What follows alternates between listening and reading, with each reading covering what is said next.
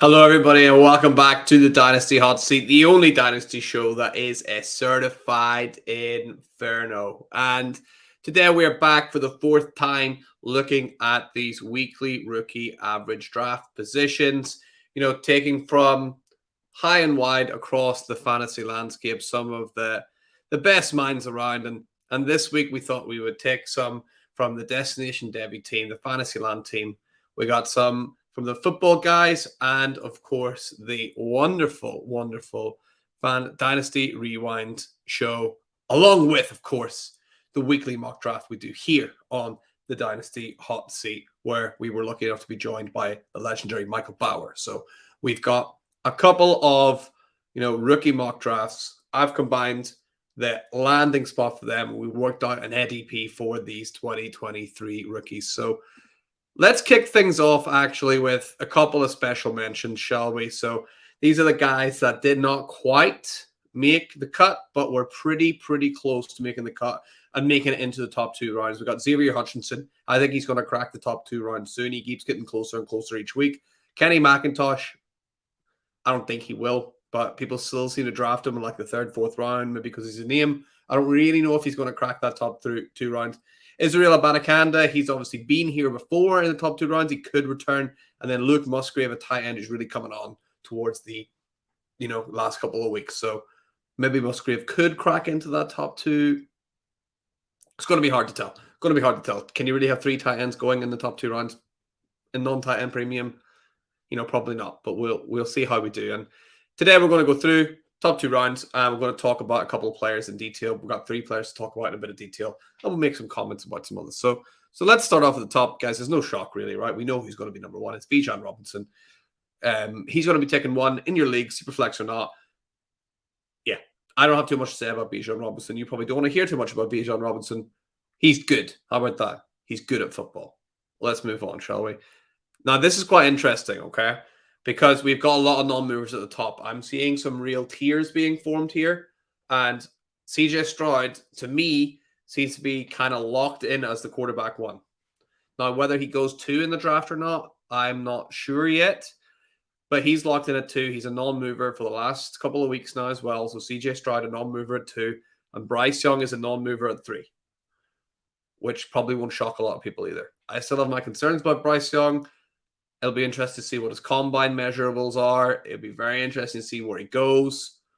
Yeah, Bryce Young will be interesting depending on landing spot. If he goes to the Texans, I'd be hugely concerned because he's just going to get obliterated by that terrible offensive line not protecting him. So we'll have to wait and see for Bryce Young. For now, he stays at three.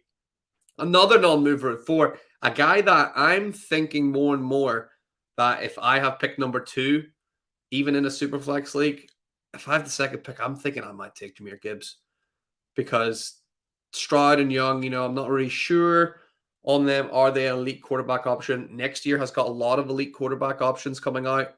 I might just be like, I'm just going to take the running back Jahmyr Gibbs and run with that and see what happens. And he's a non-mover at four.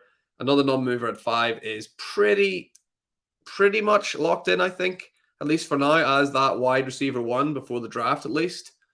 I've not seen him move from anywhere else in this. This is the fourth week we're doing it. Jackson Smith and Jigba has been listed as wide receiver one on average draft position every single time. So he seems to be the guy going forward. And another guy that seems to be pretty locked in right behind him is Jordan Addison, the former Biletnikoff winner, a guy that came out and had another really strong season last year. I think he looks fantastic.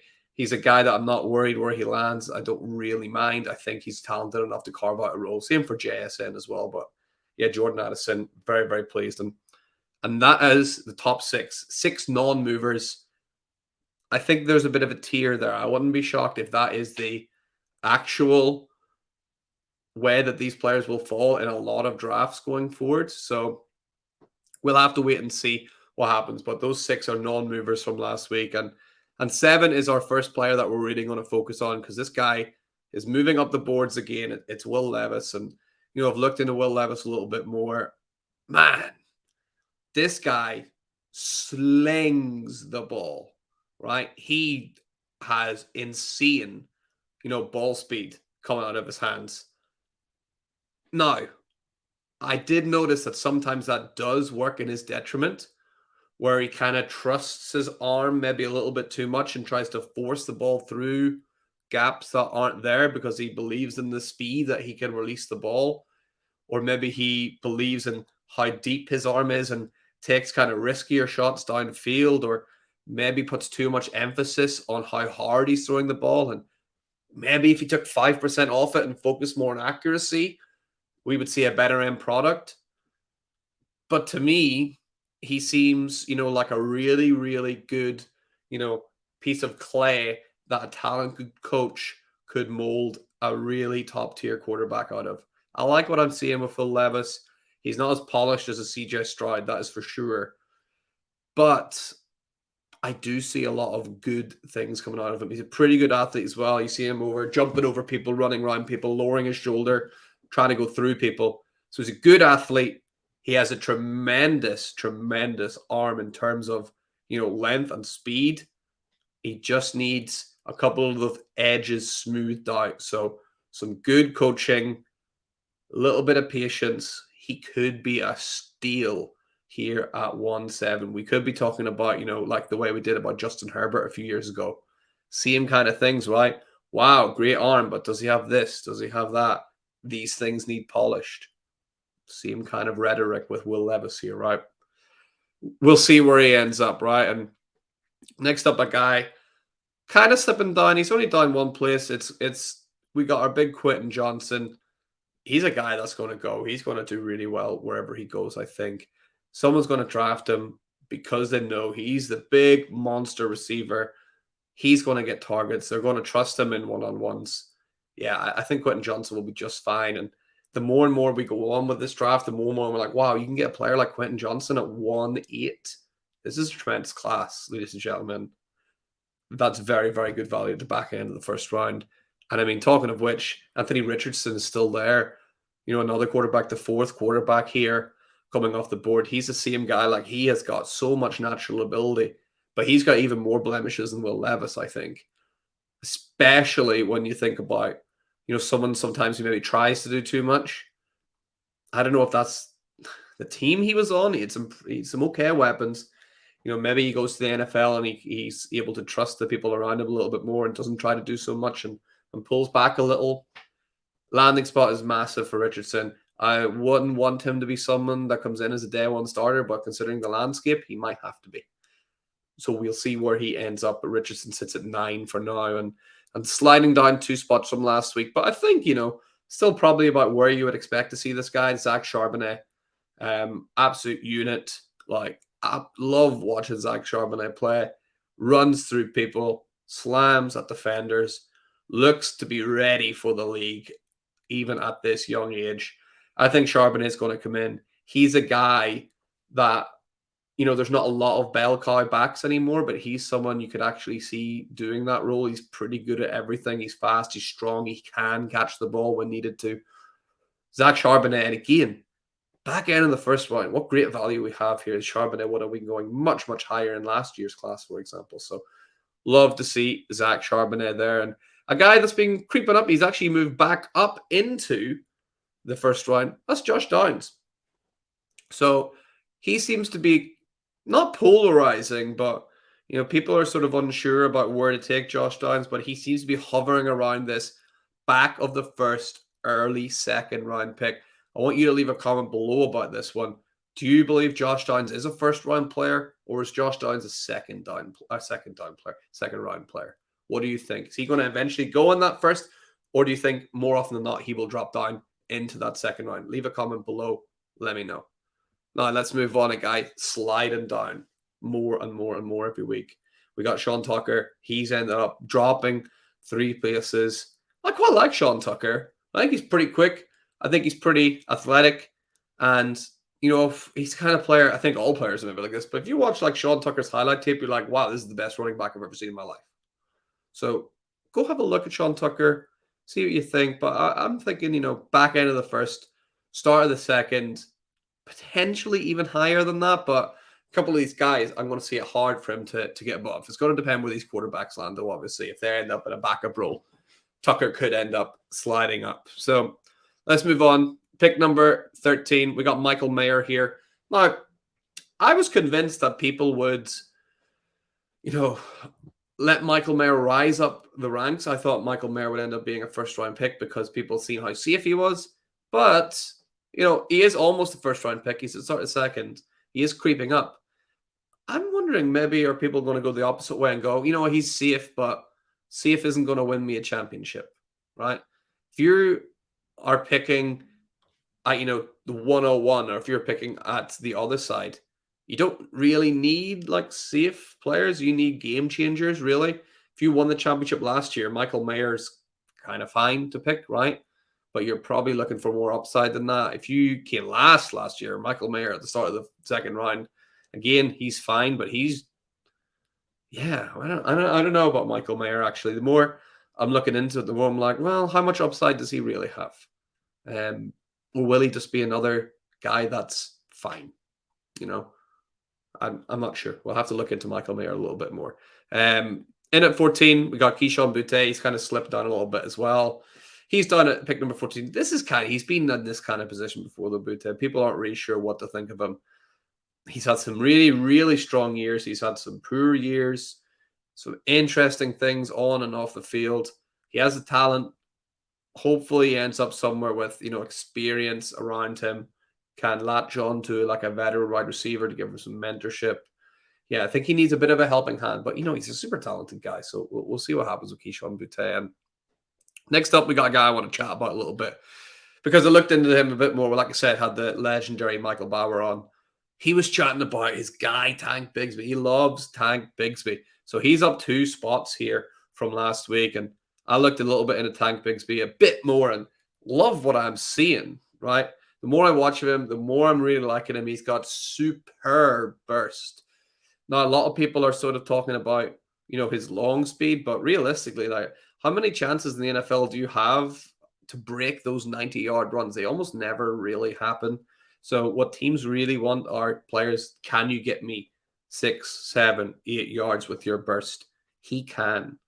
And that's what I think people are really going to like from Tank Bigsby. Sure, you might not be able to have those big booming breakaway runs, but, name me 5 running backs that do in the NFL right now, right?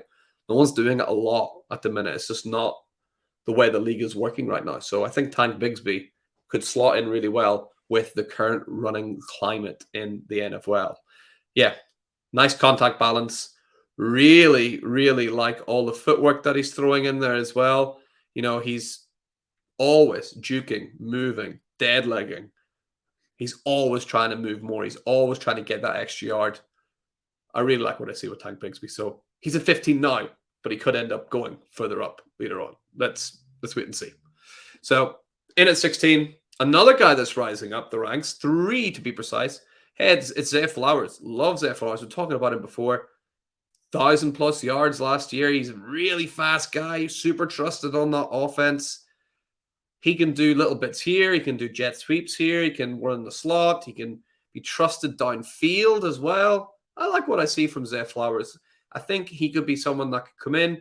He could slot in maybe as a third guy on a team and build his way up, work his way up with a couple of chances. So I like what I see with Zay Flowers. I think he's a great pick in the second round. I think he'll stay in the second round. I don't see him rocketing up to the first round unless, we see what happened with Sky Moore, right? And the Kansas City Chiefs take him or something like that, or, with Christian Watson.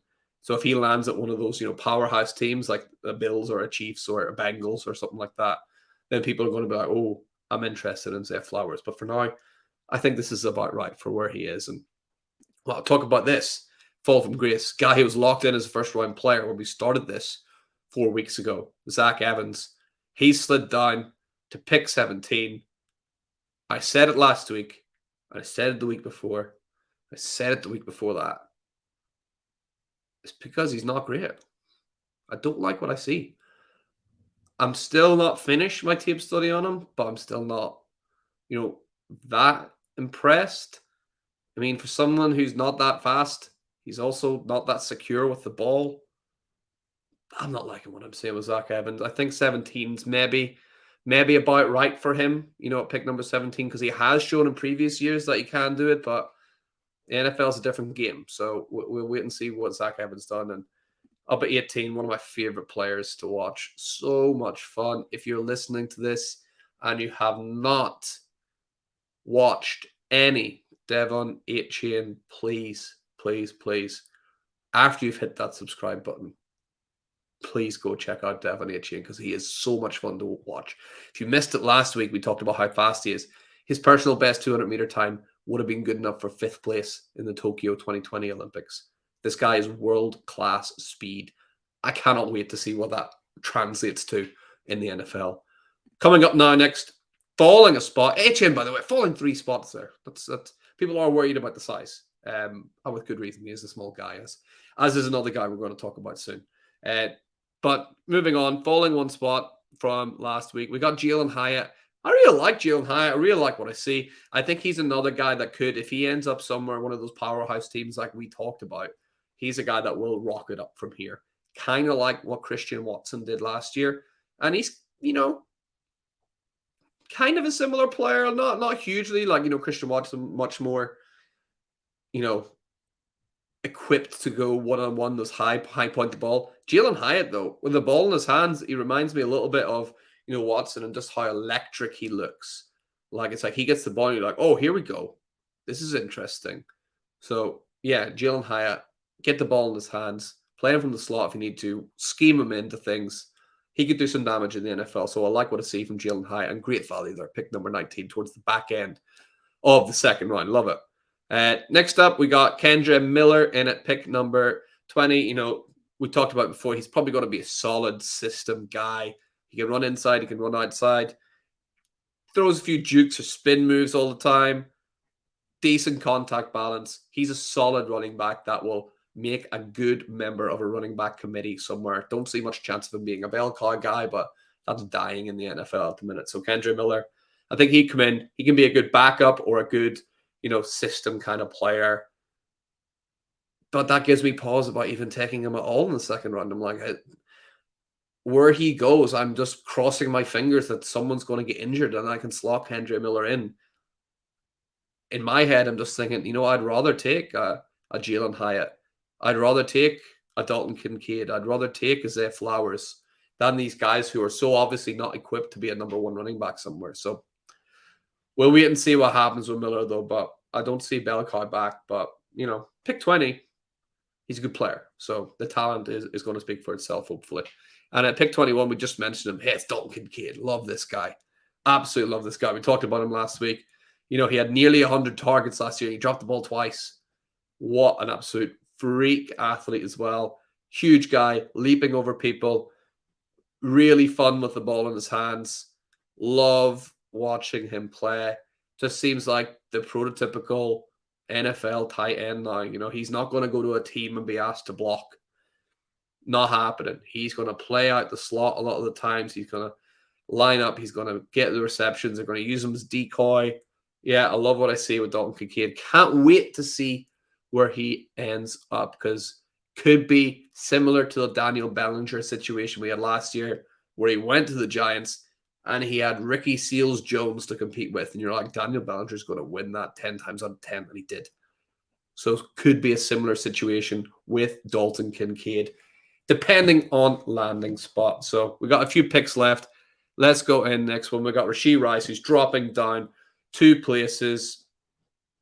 Rashee Rice, again, I said last week I need to get more tape on Rashee Rice. I've not actually got around to it at all. I still don't know a huge amount about this guy. Obviously a pretty talented player if he's consistently going in round number 2. If you had to, can you leave a comment below?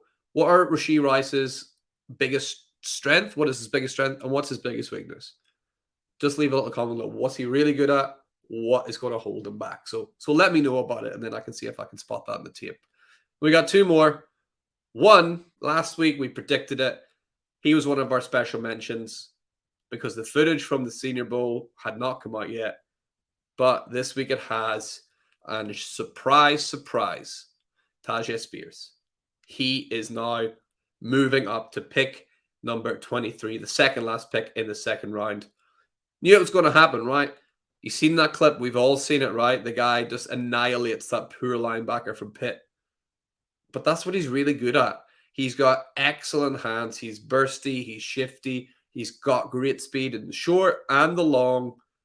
And yeah, just an excellent pass catching running back. Everyone is worried about his size. He's 5'9", 190 pounds.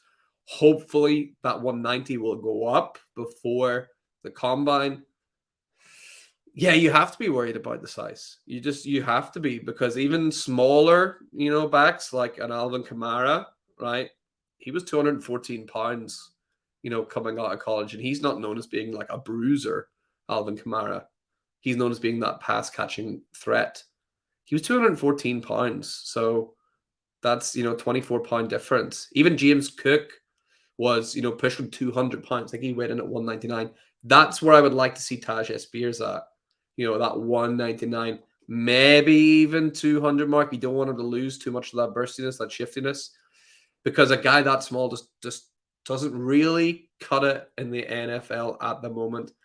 But hey, people were saying that about wide receivers a few years ago. People had concerns even 2 years ago with Devonta Smith. He's too small. Can he do it? He doesn't have enough muscle.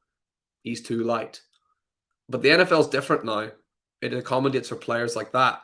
That's why no one's really worried about someone like a Jordan Addison and his size, because we know that these players can make it in the NFL now. Does that mean that it's going to happen at the running back position, especially a pass-catching running back like Tyjae Spears? I don't know. But I think it's worth a risk at him at the back end of the second, because if coordinators get better at scheming these guys and working with these smaller running backs because they know how explosive they are, then you can hit absolute gold with Tyjae Spears, because he is electric, just like Devon Achane. He's electric with the ball in his hands. So I think that's pretty good value there. And hopefully wherever he goes can figure out a way to use him without him being absolutely smashed by some of these linebackers or defensive ends. So hopefully he gets a chance. And then finally, a guy that's been in and out of the top 2 rounds, Cedric Tillman, back in again. You got to like what you see with Cedric Tillman. Obviously had a bit of an injury. Don't know how concerning that will be going forward. I think he should be fine to compete at the NFL draft. We'll have to wait and see what happens with him. But yeah, Tillman in and out of the 2 rounds the whole time. So do you think he'll end up there, or is Cedric Tillman more of a round 3 guy? I think he's a round 2 player. I wouldn't be surprised if he starts to creep up a little bit more, because there's a lot of really good tape on Cedric Tillman. Just a shame he did end up with that injury. Guys, that's it. That's easy, right? 20 minutes, no problem. Let me know what you think. Who was drafted too high? Who was drafted too low? Who wasn't on this list at all? Who you're like, I can't believe this person was left off this list? Let me know in the comments below. And if you haven't already, please try to make sure that you've hit that subscribe button. We're on a march up to 200 now, actually, guys. It's pretty good.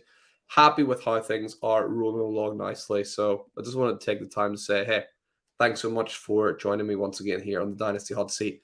We will see you this weekend for another amazing rookie mock draft on the Dynasty Hot Seat. And then we'll see you next week when we take all of the mock drafts done in the industry.